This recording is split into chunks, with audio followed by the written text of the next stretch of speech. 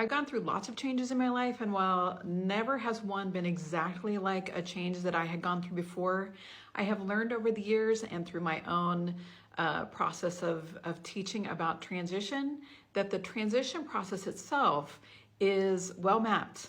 And just by knowing what those stages are that come in that internal process of transition, it helps me not be as easily sideswiped by the things that come at me during a major change in my life. Knowing that change starts with an ending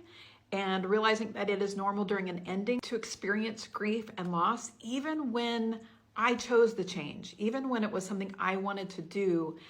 I have learned to start to pause and think about, okay, but what exactly is changing and what's ending and what are the things that I'm going to grieve, even if I'm going into an exciting chapter. And even more so, maybe when it's a surprise change or a change that I didn't choose, but someone else affected on me. So knowing that there's loss at the beginning, and then there's sort of a messy middle, chaos in between, liminal space,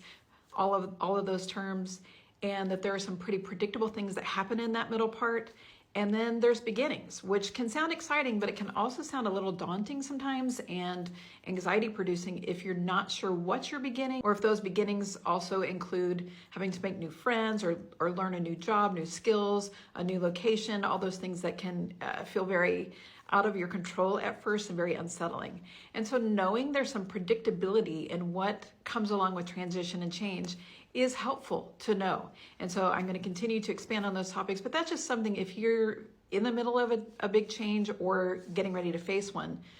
the first thing to do is to know like there's a pretty normal path. And there are things you can do to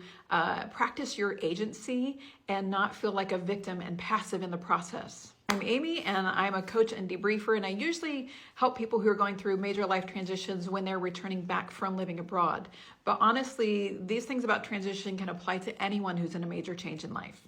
So follow along for more.